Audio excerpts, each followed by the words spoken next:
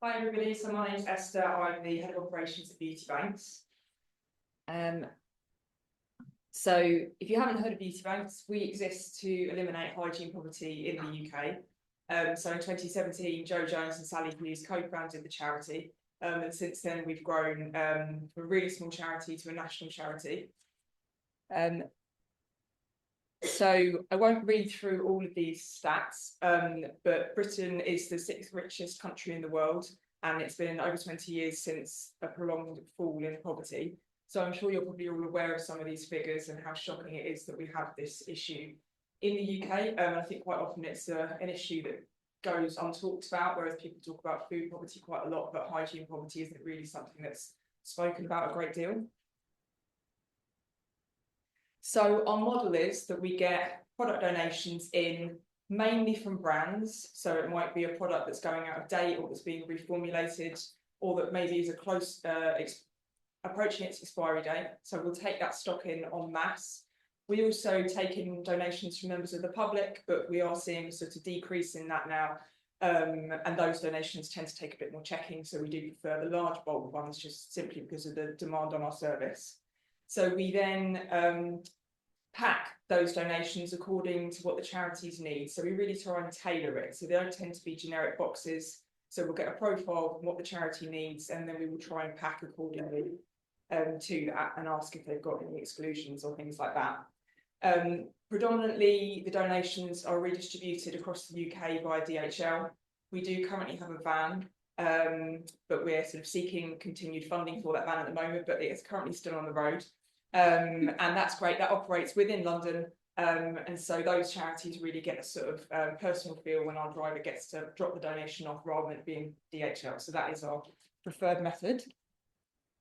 Our most recent campaign and really successful campaign last year was Stay Fresh, which was a campaign that ran across the summer to help teenagers. So instead of giving somebody a couple of products, we gave them it was up to 20 products really to last that person over the summer period.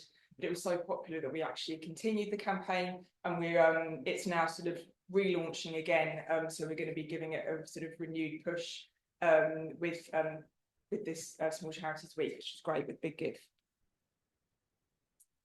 So our reach, we've got 4 units across the UK, so Brighton, Croydon, Winsford and Dundee. We're supporting about 1,700 charities, and it might be that those charities get an annual donation from us, or it might be that they're getting a donation every couple of months, depending on their need really, because some of the charities are really small community groups, and it might be somebody's keeping that, those products in a cupboard in their office, or it might be a much larger national charity, and we're sending out products to all of their different hubs across the UK. So last year we sent out 2,500 donations, there's only sort of 3 members of the team, permanent staff, and then we have about 20 volunteers. So it's a lot of activity that goes on in the warehouse units to get those products out. So the demand on our service it's increasing really all the time. We are sort of having to pause applications, and every time we reopen them, our inbox is just full really of people needing the service. And I think maybe that's partly because people are more aware of who we are, but also I think maybe larger organisations are talking to each other more, because we're getting lots of partner hubs at different locations getting in touch to say that they would like to receive a donation. As you're aware, obviously charity giving is massively falling at the moment, which is a concern to everybody. We've also had some charities who are in the sort of same field as us closing down, sadly, and because of that, that is putting increased pressure on us. Because we're a delivery charity and we don't work with the end user, it makes it hard for us to describe and show that impact when we're doing funding applications. So that's a real barrier for us. So we're having to find new ways to work around that problem. As I mentioned, obviously we're a really small team, so all of us are doing lots of different things to make sure the charity keeps running, which is a challenge I'm sure you're all aware of.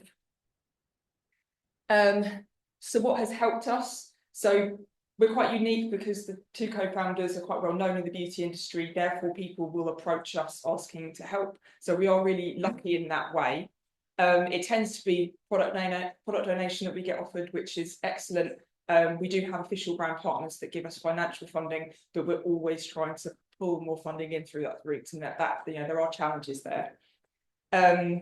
When we've tried to look at new ways to for brands to support us, so our Croydon and our Winsford warehouses are donated space to us. So it was brands that said, we can't help you financially, but we can give you a corner in our big warehouse, which was obviously amazing, because in our London one that equates to about 20,000 a year, so it's brilliant.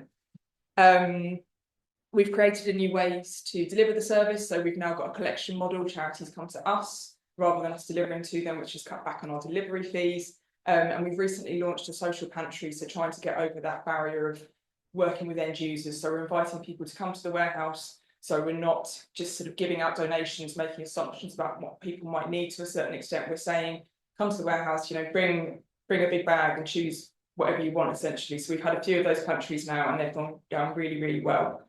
We're also doing more wellness events, so working with hairdressers and nail bars to provide events for end users who we support.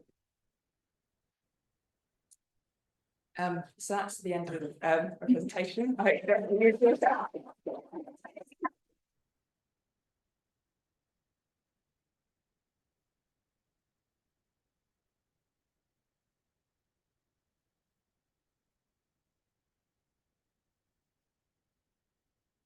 Good afternoon, everyone. It's wonderful to be here and meet other people from small charities. My name is Andy Rosepalm, and I'm Chief Executive of Islington Centre for Refugees and Migrants. For almost 30 years, we've been supporting refugees, people seeking asylum, and migrants in Islington and across London. Every week, we work alongside people who are rebuilding their lives, often after experiencing displacement, uncertainty, and significant challenges. We provide advice, English classes, wellbeing activities, financial support, and opportunities for people to build friendships and connections with their community. The challenge facing small charities. We're a relatively small charity with a budget of around 500,000 and a team of 10 staff, many of whom work part-time. Like many small charities, we have historically relied heavily on trusts and foundations, which currently account for around 70% of our income, although in the past this has been as high as 90%. The challenge is that trusts and foundations are no longer the reliable funding stream they once were. Competition for funding has increased significantly. Grant sizes often haven't kept pace with rising costs.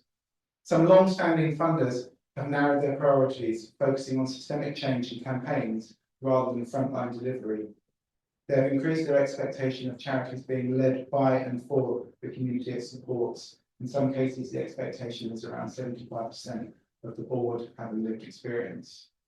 They have changed their geographical focus or paused grant making altogether in more than a few cases. At the same time, demand for our services continues to grow.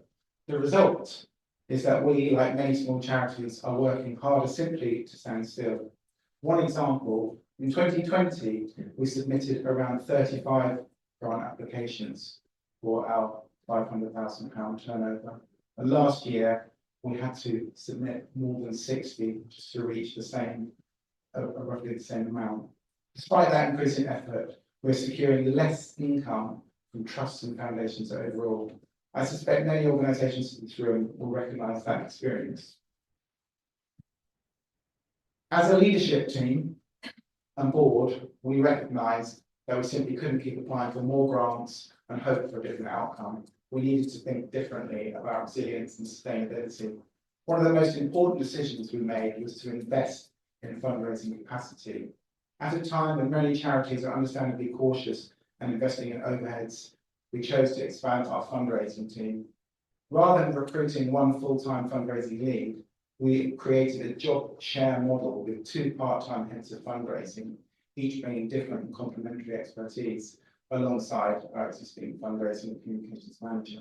For roughly the cost of one full-time senior role, we now benefit from the specialist knowledge across trusts and foundations, major donations, individual giving, community fundraising, and corporate partnerships. It is still a journey, but that investment is already helping us diversify our income and reduce our dependence on any one funding source. Investing in relationships. We've also focused on something that I believe is one of the greatest strengths of small charities, our local relationships. We are spending more time developing partnerships with local faith communities, businesses and area-based funders. Being rooted in Islington is one of our greatest assets.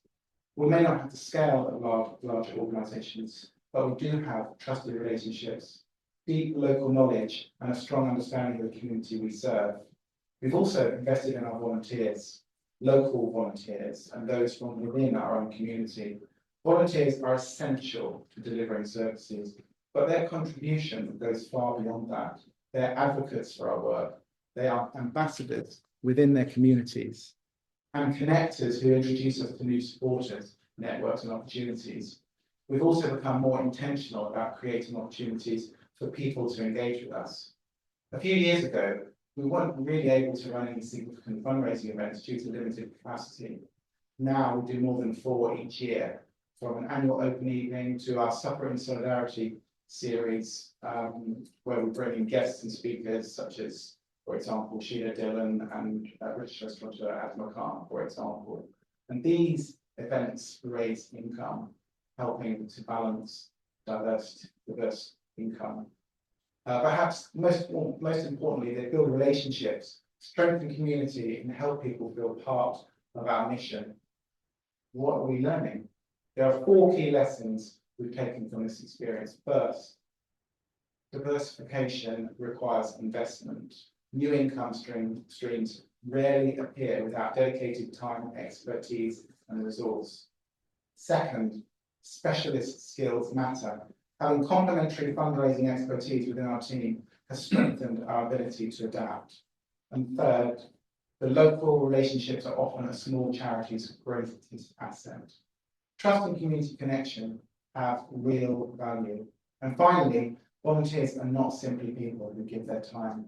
They're champions, advocates, and partners in helping organisations like ours thrive. But what helps small charities succeed, in our opinion? I'll finish with a brief reflection on what helps small charities like ours succeed. Unrestricted funding, the flexibility to respond to changing needs, multi-year funding, because it allows us to plan ahead and invest with confidence. Opportunities to match fund, such as the Big Give, because they help us reach new supporters, encourage people to donate and diversify our income. And proportionate application and reporting processes. This strategic approach allows small teams to spend more time focusing on impact rather than unnecessary or administration or potentially unsuccessful grants. And in closing, when funders provide flexible and long-term support, they give organisations like ours the confidence not just to survive, but to adapt, innovate and grow. Small charities are often closest to the communities they serve, and building that community creates the biggest potential. After all, you never know who your next funder will be.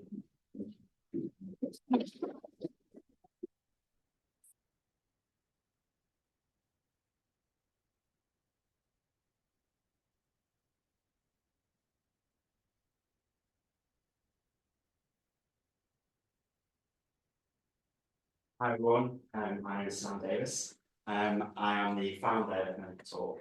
And as a man who really likes to talk, I'm going to be trying to keep it brief. So, Medical Talk, we are an online digital men's mental health charity, and we run peer-to-peer support groups, social spaces for men to connect, talk about anything and everything that's on their mind.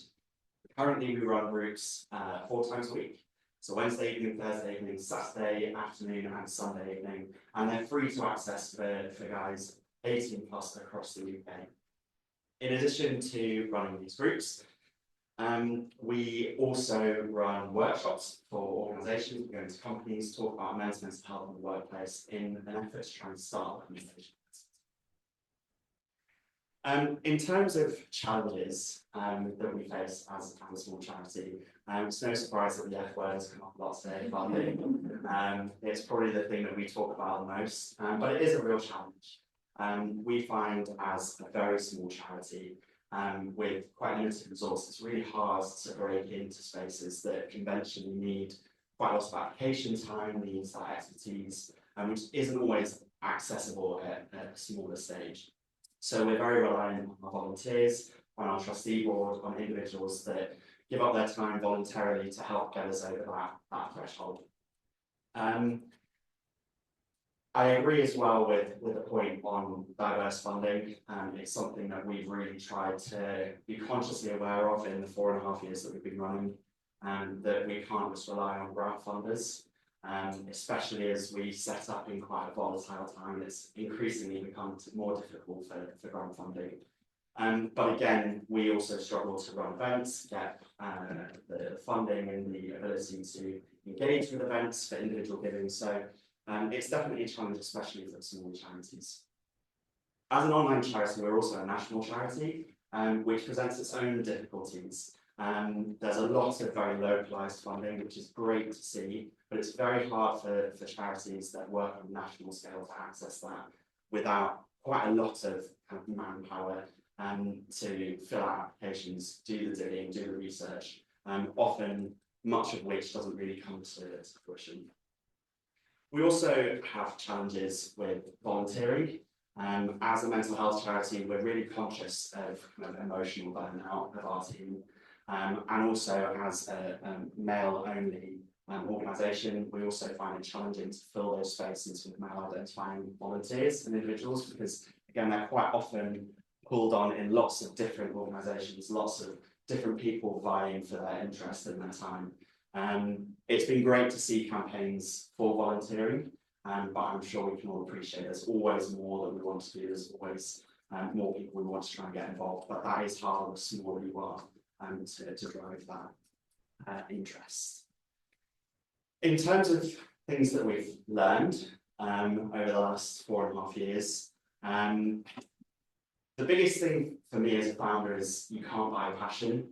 And it doesn't matter, you know, how much you want to spend. If someone's not actually invested in the cause, if they're not interested, no matter how qualified they might be, they're not necessarily always going to be able to deliver those things for you. So we've really tried to consciously balance bringing people into the team who are qualified and experienced, but also who are really passionate about the cause, because we see that translates into funding bids, it translates into conversations that they have with people around them. So that's a really important kind of core part of the way that we've set the organisation up. We've also found lots of ways to do things as efficiently as possible. I think when you're setting up a small charity, that's just kind of the drive. You don't have much, so you just learn to do what you can with what you've got. And we are incredibly grateful to the support of all our volunteers, all the teams that work with us, our trustee board, who bring such a massive amount to the team. And I think, again, a bit of a personal point is being confident to go into spaces, and actually just because you're a small charity, there's every bit of entitlement and a justification for you to be in space, same as the bigger charities. It is sometimes intimidating. I've been to quite a few events where entire teams, fundraising teams have been there kind of plugging their charity, and I've maybe been the only one or one of two or three who's desperately trying to fly the flag for our small charity. But you never know the conversation that you might have, and actually having confidence and belief in what you've got. It's the main driving factor for small charities. I think none of us would exist if we weren't passionate about what we were doing, because it is difficult, it is really hard. There's lots of things I could talk for the whole afternoon, but I'm not going to bore you with any more. Thank you for having us along, and I look forward to meeting all of you and chatting with you for the afternoon.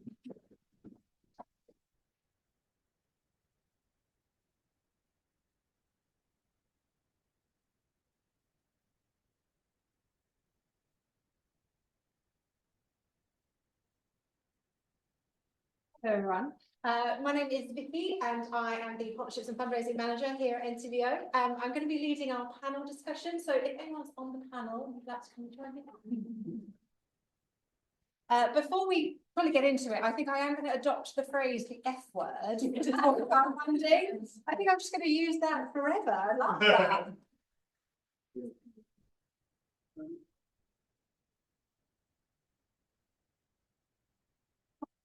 Thank you. Please go ahead. Thank you to our speakers who have just joined us. It's so wonderful to hear from small charities that are operating in totally different ways, but I believe that all of the charities we've heard from so far have been beneficiaries of the match funding that we've helped to secure with the Big Give and Global Next and Noise. So it's wonderful to see the impact of that. And I have got a couple of things I wanted to highlight before we get into our panel discussion. So the first thing is, we want to make sure that we are elevating all opportunities for small charities. So we've been made aware that Morrison's have got a new grant coming out for local charities. It's up to sort of £10,000, and they are running a webinar on Monday the 29th of June at 9:30. So look out for that, do attend. I'm sure there's going to be lots of information. Also, the National Lottery have resharing their Changemakers funding, so take a look at that too. And then finally, oh, actually I said finally too soon, I've got 2 more points, I apologise, I got ahead of myself. So the next thing is that there is a book that is currently 99p today on Kindle as part of Small Charity Week. It's called The Difference, Understanding and Measuring Impact, and it's by someone called Matt Davidson Dodge. So if that's something that your charity is interested in learning more about, make that purchase for 99p today. And then the last thing is, so I know that lots of you are really passionate about small charities, about working with NCBO. We currently have some trustee vacancies available. So if you would like to have more of an impact in what we do as an organisation or where we're going strategically, please do consider applying to be one of our trustees. Okay, I'm going to lead us into our panel discussion now. So I am very happy to be joined by we've got, hold on, who have we got here? We've got Hannah Bennett from who's from the National Lottery, and is their acting senior grants making manager. So thanks for joining us, Hannah. I've also got Becky Gilbert, who is the co-founder and chief executive of Baby Bank and Baby Bank Network. I apologise. And I've got Katie Oglethorpe, who is the director of communications at IVA. Nice to see you. And we've got Emily Berry, who is our partnerships director. Over there. You were sitting in that seat. Please do. I'll get another chair. I'd like to make a really big entrance. So, in case anyone didn't know, Utility Aid are one of our sponsors for the Charity Week. Lovely, thank you. Okay, so I'm going to kick off our panel discussion. Oh, I'm sorry. Thank you, Esther, for making me get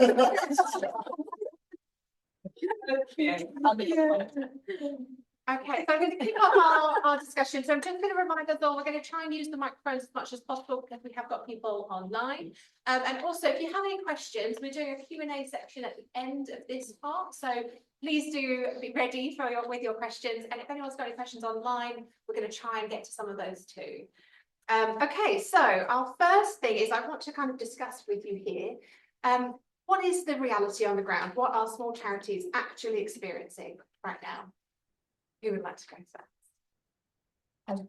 Go ahead. Please do use the other microphone, which is just there. I think, as Andy said, there is a real feeling at the moment around doing so much more work but standing still. And I think that is something that is really coming across through a lot of people I talk with in a lot of different ways. And I think so much of it does come back to funding, because of course that just opens up everybody else. If you're underfunded and under-resourced and under-peopled, you're overwhelmed and you're stressed. And I think all of that is a bit of a vicious circle at the moment for people. And my organisation takes referrals from other organisations. So what we're seeing a lot of as well is they refer families to us and we give them everything they need for their baby, like baby essentials. And what we're seeing is that those referring organisations are also so overwhelmed that they are now struggling to refer because they themselves are understaffed, overworked. So it's really having a big impact across the whole sector. Thank you. Would anybody else like to go next with what they felt small charities are actually experiencing? Yeah, I can jump in. So I think, yeah, reflecting on sort of what has already been said here, but another thing that we're seeing is just community spaces is a massive thing for us, and how unaffordable they've become, and how that will, impact more greatly smaller organisations. Yeah, sort of just what's already been mentioned about sort of the short-term nature of funding and how difficult that is. Closures of charities and other local services have an impact on the local services that are being delivered. And like you've said, sort of cost of resources, cost of employment, cost of NI going up, again, hitting more smaller organisations more acutely. So yeah, they're the type of things that we're seeing across our funding streams at the fund. Absolutely. And I wonder if, Emily, are you happy to talk about what other rising operational costs that small charities might be seeing at the moment, which are affecting them? Yeah, of course. I think thank you. Hello. I think from our experience here, people who don't know us, we work with not-for-profits and charities up and down the UK, and one of the things that we've seen in recent years is there's been a huge government push on reducing how much you're spending on site, reducing your carbon, and that's not a cheap thing to do. It's not an easy thing to do, and I think that compared with people seeing an increase in demand for their services made it extremely challenging. So that's one of the areas, and I think most recently government mandated charges on utility bills have had a huge impact on how much people are paying, not only domestically but commercially. So charity spaces are becoming increasingly more expensive to run. It's one of the things that we're looking at providing some support with different bodies around the UK at the moment, is looking at ways in which we can educate and bring suppliers and charities together in one place and educate on, if we made small changes like reducing VAT on all utility bills for charities, that would be a start, right? So there's things that we're looking at the moment together to see what we can do to manage it. Thank you. And I suppose, are any of you seeing any really big pressure points for small charities?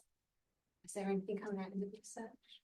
Yeah, I can talk about that. Please go ahead. Yes, I work for IVAR. We exist for small charities, but a lot of our work is really centered around what the funding system looks like. So we work really closely with trusts and foundations through a community we called our Open and Trusting Network. So we've got 200 funders signed up to our principles of how to be an open and trusting grant maker, which is totally based on the experiences of charities through 25 years of research. We recently put out our funding experience survey, which 1,200 people and charities replied to, maybe some of you did. And in that, we did ask about the context that charities are working within. And I mean, it wouldn't come as a great surprise that people are, are facing sort of compounding pressures at the moment. So some people referred it to the triple squeeze of increased competition, increased demand, and rising costs. Competition came up top actually as the pressure that was most significantly affecting people. 89% of people said it was significantly affecting them, but over half of charities said they felt significantly affected by 5 or more pressures. So the data really reflects probably what most of you in the room feel about how it's this kind of perfect storm at the moment of pressures from every angle, really. Thank you. I think you're completely right. I think that probably is extremely reflective of what lots of people in the audience today are experiencing. I wonder, is there anything that we're not talking about? Like we talk about funding, and I think that is really prevalent. Is there anything that's not coming up, but actually is things that you've got reflections that charities are experiencing? We could all use the AI example. I feel like we've heard already that there is increased demand for funding, but what we're not really saying right now is that is probably generated by the fact that AI applications are increasing, and it's making it harder for the funders to screen the. Would you like to say? Yeah, please go ahead. You're nodding very much. Yeah, I mean, we are really open to AI. For accessibility reasons, it really goes to the heart of our equity-based approach, and we really support, AI assisting with applications. But we sort of have a policy around it. It can be used, but what we like to see is that the authenticity of the application still comes through, and that's really important for us. So, yeah, we are seeing a huge rise in AI-generated applications, but that are just all the same. And like you say, it's really difficult then to decipher sort of what the application is and what's coming through. So it's a balance of absolutely understanding that it's breaking down barriers for people that can't or have difficulties applying, had difficulties applying previously, but we are more interested in hearing that voice and seeing that come through. We are not bothered about it being perfect English and grammar being excellent. Like, that's not what we like to see, or, you know, that's not what's important to us. But what it is doing, it is having an impact on demand. It's having an impact on resources, because it takes longer to try and decipher those applications and what's the genuine ask and want coming through. And we are also seeing that those AI generated applications are less likely to receive funding, just because of how unclear they can be. So yeah, it's having a bit of a multi-dimensional impact on us, but we don't want to discourage it. You know, I think it's a really important point, and it's really you know, really necessary for accessibility in a lot of ways, but just proceed with caution, and you know, our advice is just to make sure that that voice and that you know, that genuine authentic voice comes through when you're making those applications. Yeah, on just a topic we're really interested in. I mean, along with all the rest of the world, I don't think I can go to a single event without like current into all this my social occasion. But we want to be in the front foot in terms of AI at IVA. I mean, we're working with an organisation called CAST, who are excellent and digital experts. So they have a long-standing group for charity digital leads, and we've also now created a separate group for funders, and we're now bringing those groups together. Because I think AI is moving so quickly. I mean, just in our own peer groups and families, I have people on completely different pages, people who use it as a personal therapist and, you know, interior decorator, and people who won't touch it. And, you know, it has the potential to really level the playing field, because you have charities that are not very resourced suddenly being able to compete in terms of the volume they can put out. But also it has the capacity to, you know, think that everything it produces is perfect and to cut out the human. So what we're concerned of at the moment is actually thinking about how AI can be used for good and in a worthwhile way.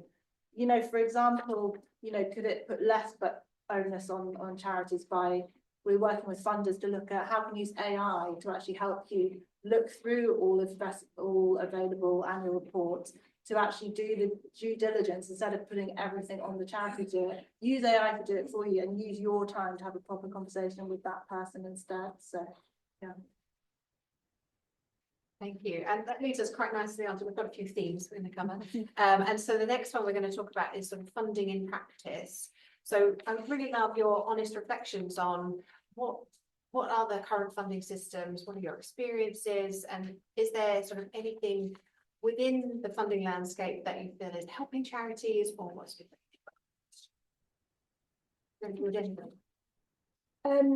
So we're a very small charity in Bristol.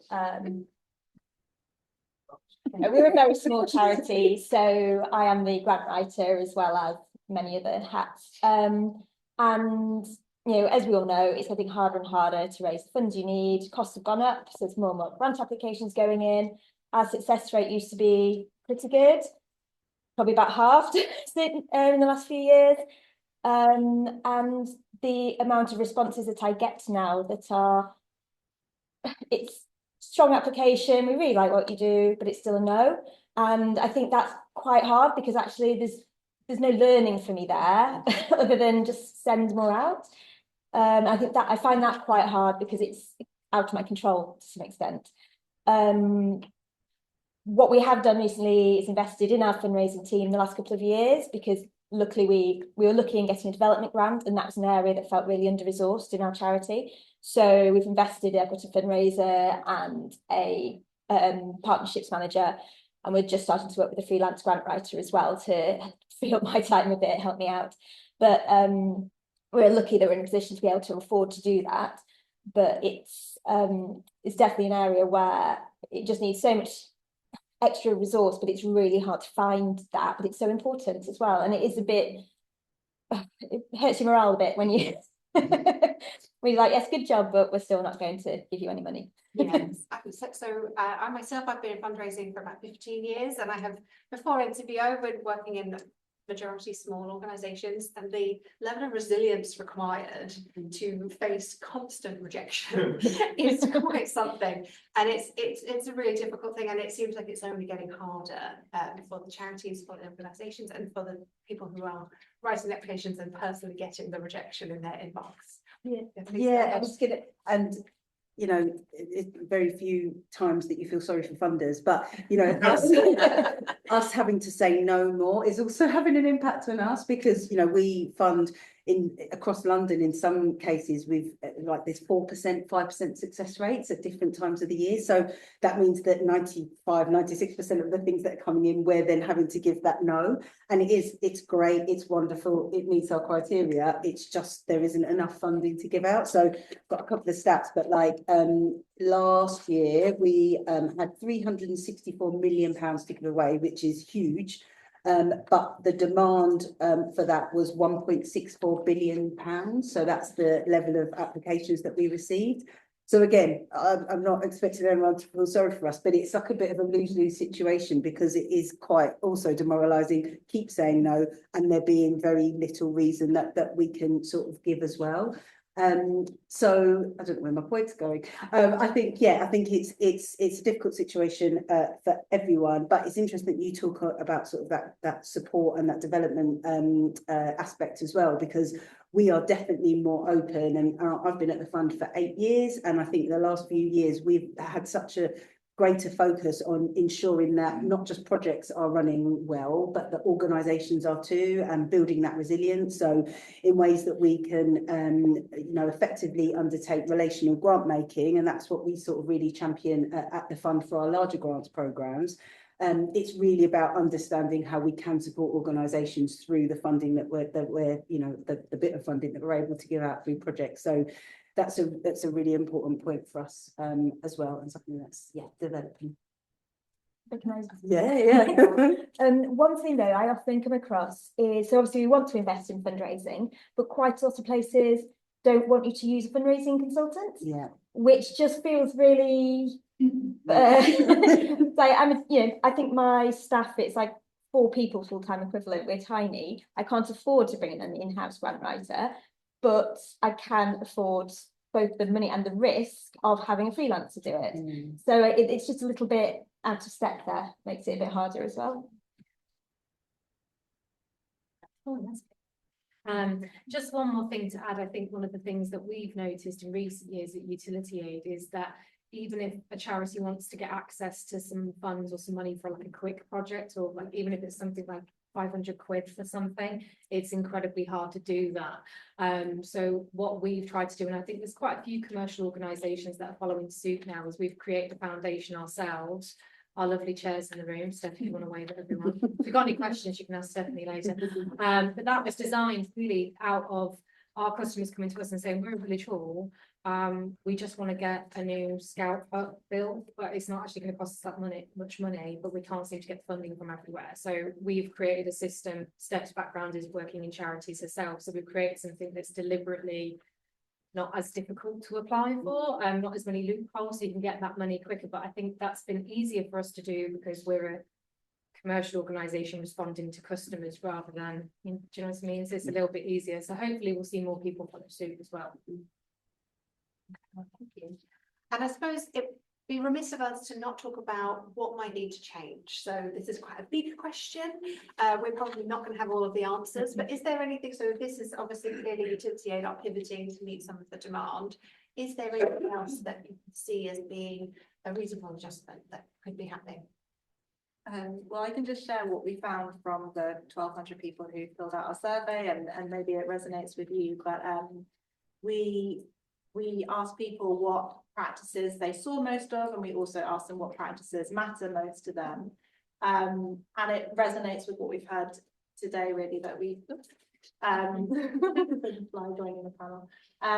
So what we heard were the practices that people valued most were unrestricted funding and multi-year funding, but conversely, those were the practices they saw least of. So it was 13% said that they received unrestricted funding in the last year and 20% multi-year.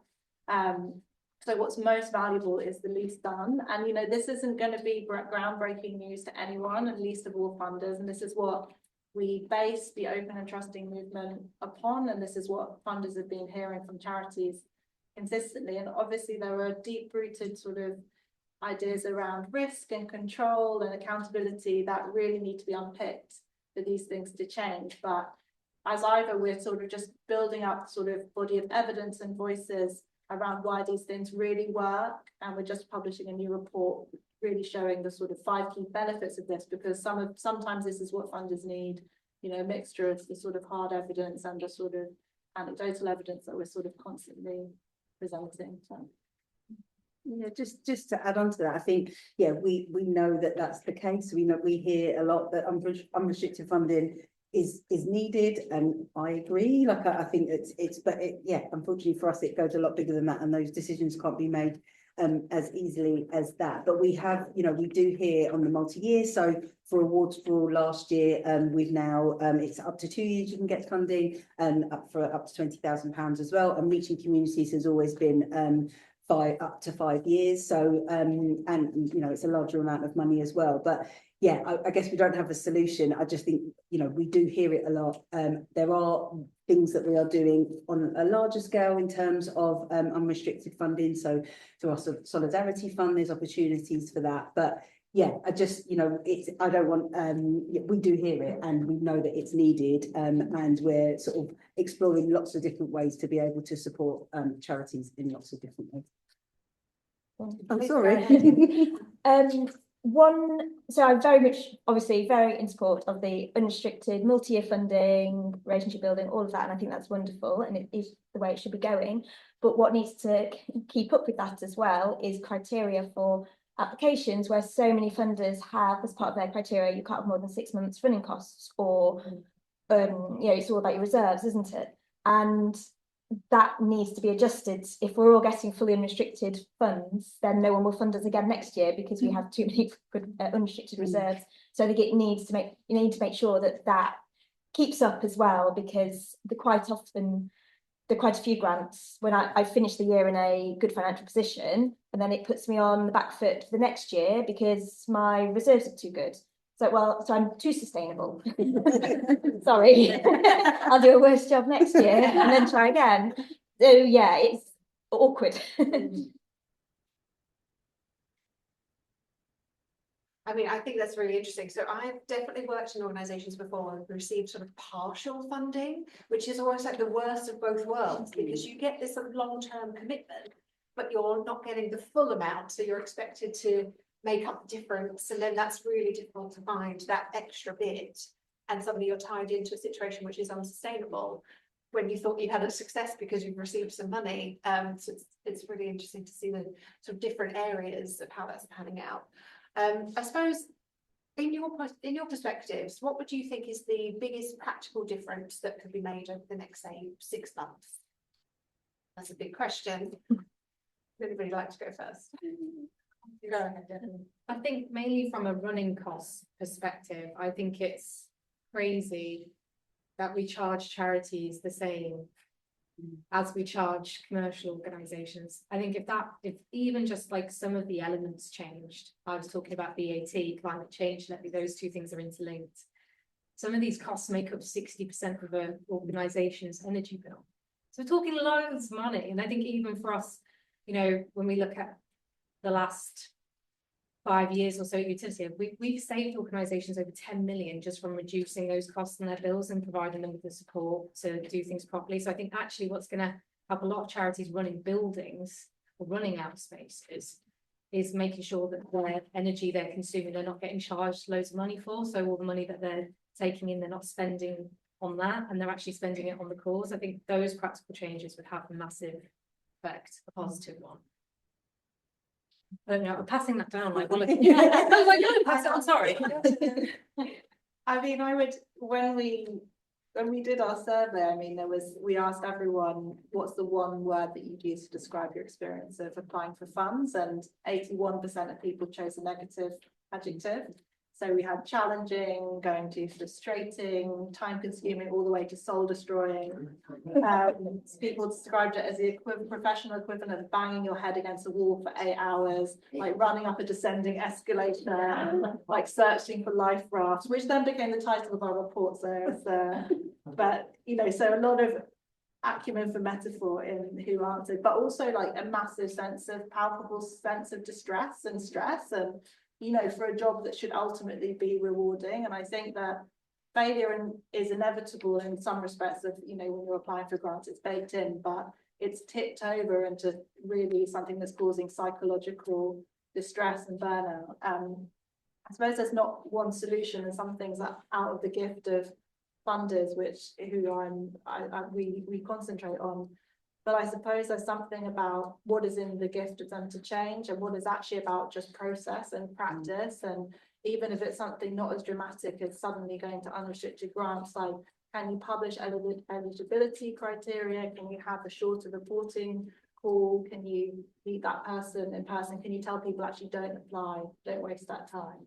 And I think there are so many small steps that every funder can make, and that's what Open and Trusting is there to sort of hold their hand and say, you know, you can do it one step at a time. So, I mean, I just say in 6 months more funders, not to plug either too much, but become part of Open and Trusting. I suppose that's one of my jobs, and to also equip you guys to put that pressure up and say, actually, there is a better way to do that, and there are guidelines you can follow and people who are doing it well. So that's what I'd say.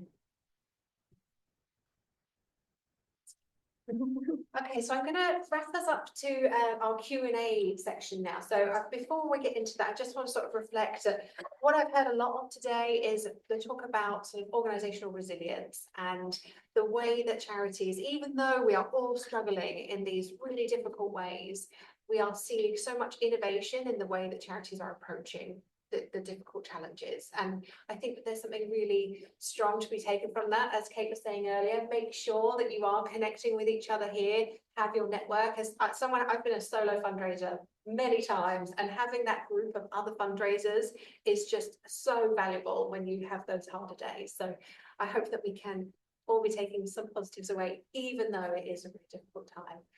So we're going to go to the Q&A section. So I'll start off in the room, but we also, I think, have got a couple of questions coming in online, and we're going to have a roving mic to make sure it's as inclusive as possible. So has anyone got any questions for the panel? Yes, please go ahead, lady in the back.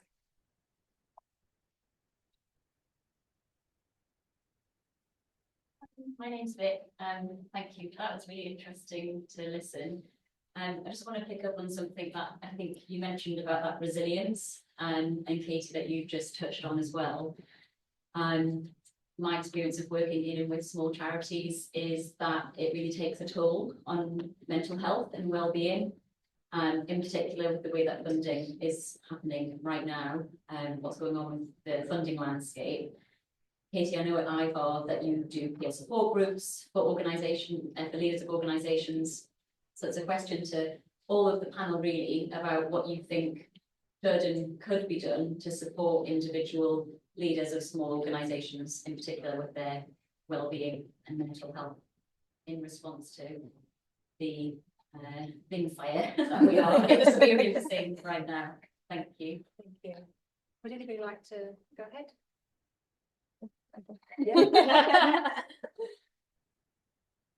Yeah. I completely agree, and I see it and hear it in the various groups, you know, formal and informal networks I'm in. How many people are struggling, people who are on their knees, they're exhausted, they're burnt out, and I think that's a crisis waiting to happen, to be honest, because I think people will just leave the charity sector, which is a real shame, because there's a huge amount of passion and talent. And I think like peer groups, peer mentoring, support groups, just informal coffee mornings, whatever it is, to be able to go and meet like-minded people, so you can just all have a bit of a mutter, I think, and it's not you doing it wrong, it's that this is the situation. It's really important, but at the same time, when you're exhausted and burnt out, it's quite hard to find time to do those things, or to have the money to travel, or so there's a bit of a barrier there anyway, that like my organisation won't pay for me to go off and join anything. So I have to do it informally, but then that's time out of work, or, you know, I have to pay my own travel costs. There's a lot of barriers, I think, to things that are actually quite simple solutions. So I don't really know the answer, but just an observation.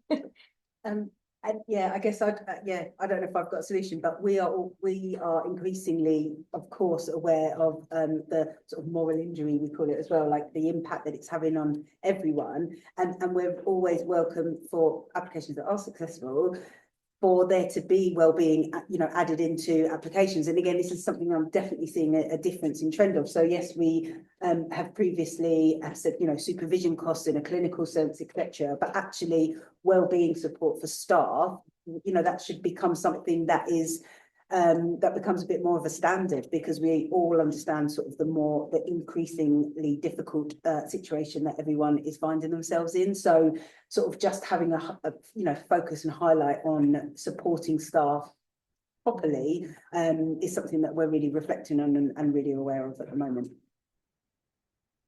Thanks, yeah, and I know we're trying to work collectively and with Vic's help as well, at kind of having a sector-wide response to the sort of the emotional well-being and psychological impact on running a small charity at this time. I mean, I think as Ivor, we run something called Leading and Uncertainty Sessions. If you haven't heard of them, please give them a Google and come along.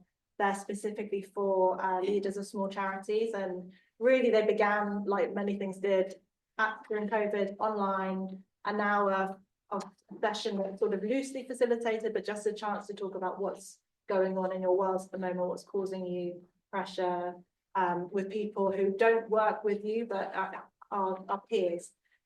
So we do that. We've extended it recently to offer more guided support over certain issues like AI or reporting, things that are relevant. So we're trying to move it into more of a upskilling as well as a kind of peer support space, but with the awareness that there's been a demise of so many infrastructure organizations, and we can't fill all of that gap. We have the same, we're also a charity, so we're also trying to move into a space where really there's not enough support available at all. I think from my perspective, I'm talking from a business perspective, because obviously I have to make sure that my team are all coping well. And I think during COVID, there was a lot of pressure actually on my team to support lots of people all at the same time. So one of the things that I started doing was making sure we had online sessions together where we would just talk openly about stuff. Didn't cost any money because it was all online. And it was just a place where people could speak without judgment. So, to be honest, even though I was the leader in that situation, I find that I get so many great ideas and so much support from my team. I'm very fortunate. But I think it's really important for you as a leader to really carve out that time for your team to speak to you candidly, and not just kind of come in and give inspirational speeches, but listen to what people are struggling with and provide them with that help and support as much as you can. Thank you, that's wonderful advice. We can go out to our next question now. Thank you so much. Can't see you. Yeah, it's very people. If people mentioned about needing space and trying to find space to kind of work from. I mean, I know some charities and community groups need a different space of their own. But if there was a space in every town or city or whatever that was a general space that could be used by various organisations, and also could be a space like this where people come together from different groups and network, would that be something that might be useful? I mean, that's a great question. Would you? Yes. I think the answer is yes. Is there more to say? I think from my experience, it feels like those moments where you come together with like-minded individuals are always just so valuable. I mean, we're a national organisation, and we are finding the more time that we spend with our peers, with our colleagues, with our friends in the sector, the better connected we feel, the more resilient we feel. So I would say that's definitely something that we'll be Follow-up would be is why does that not happen then? Since it would be such a useful resource, why don't we have that? It's a great question. I mean, this is actually drawing on my previous job, but there is a report on community buildings by Rain Foundation and New Local, which is trying to build up a body of evidence to support why community buildings are important, because I think so much of the time they're just, you know, they're easily cut because they're just seen as somewhere where people play darts and, you know, or they have a gossip and they're shut, but actually they're building up a body of evidence that actually shows like these are the kind of hard benefits of having somewhere physical that people come together, especially in terms of cohesion, and especially in terms of these places that politicians love to talk about being left behind, like having that actual place. And so it talks about, you know, it being a joint endeavour, you know, not just something that lies on council shoulders, but something that local businesses and the charity sector and everyone has a part to play in making sustainable. So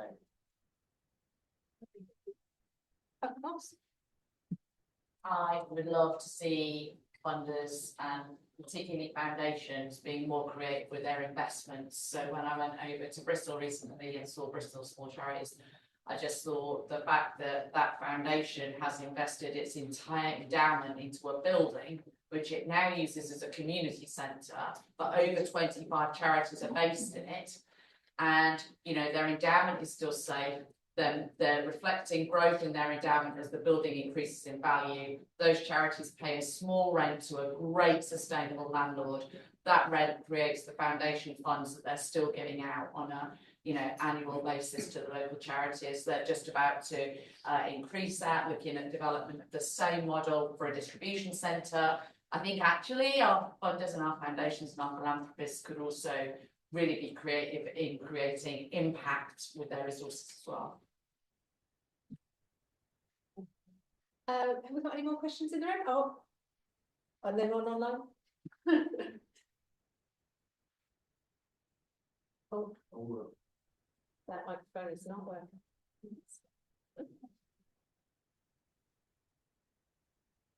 Don't know if this one's not working. My project is a CLG.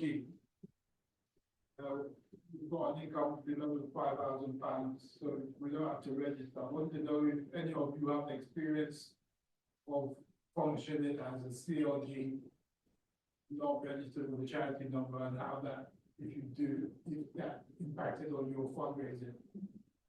Do any of you have experience? No. Apologies, but on the panel we don't have experience. But I will say that NCBO membership is still available to you, even if you're not a registered charity. There are lots of resources which might be able to help you, but we can maybe chat a little more later. Wonderful. Have we got a question online? Yes, and I think the mic's still working. Hello, thank you. So we have a question online. Are funders currently interested in creative wellbeing and community connection projects? And how do you measure wellbeing and social impact? And what evidence of impact do you expect from the new organisation? I'm going to hand that to our funder. Would you like to repeat the question? Yeah, what was the first part is about funding wellbeing? Yes. Yes. Yeah, so we do. I don't know. I don't know, but I'm talking on that.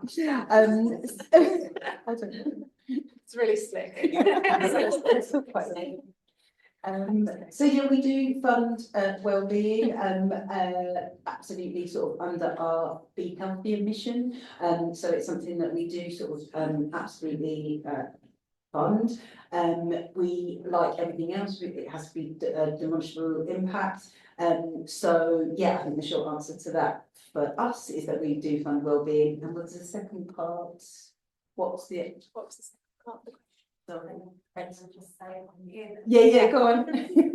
And how do you measure wellbeing and social impact, and what evidence of impact do you expect from a new organisation?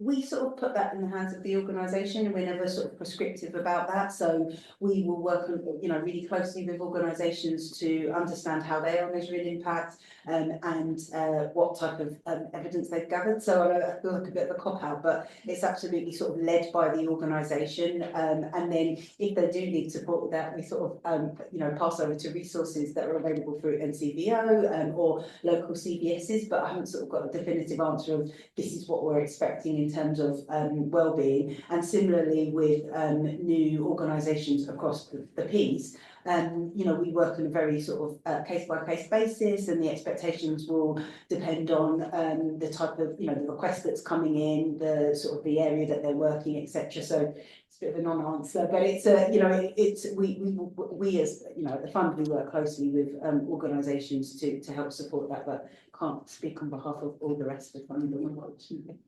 Thank you. I think we've got time for one more question. Yes. Hi everyone. Oh, yes, this is working. It's been great. Thank you so much. And I'm from Canopy, which is formerly Can Mezzanine. So funny enough, home to 100 charities and trying to get people connecting and working in different ways. One of the things we're focused on is this idea of collaboration. So where can charities work together to face into challenges? What does that mean for funders? Is that interesting to see? And how are you viewing that as a charity? We do work with a lot of local organisations already, so over 100, and that they are our service users effectively because they refer families and get the stuff on the family's behalf and deliver it to them. So we see it as we are supporting them to do their jobs. And so we're already collaborating with them a lot anyway in that respect. And I believe that funders really like seeing partnership applications and things like that. I think the reasons we haven't really followed that route is because we're so small. It's the admin load that would come with that is just something I've not had brain capacity to even think about how that would work. So while we have some informal collaborations, we use volunteers from a different local service who've got a network of volunteers, and we actually use their volunteers to do some deliveries for us, and that's a lovely collaboration, quite informal. But that's actually worked really, really well because we wouldn't have been able to recruit or look after or run that service without that collaboration with Bold Traction or Somerset, who've been wonderful. And that's really opened up, that was a pilot, that's really opened up an opportunity for us that I think would make me want to do more of it. But I think prior to that, the thought of it just feels almost too big, but we are very, very small.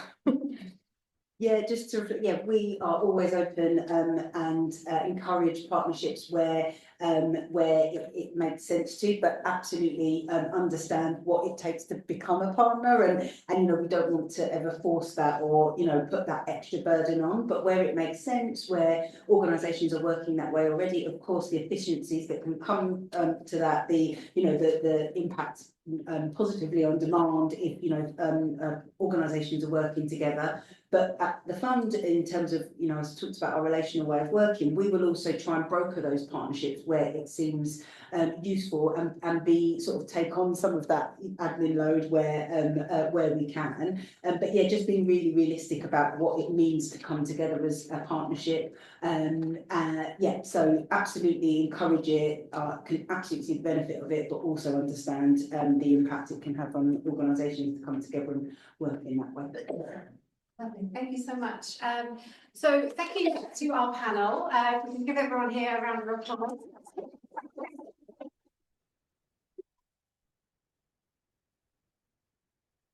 Thank you all of you for being here for this important discussion.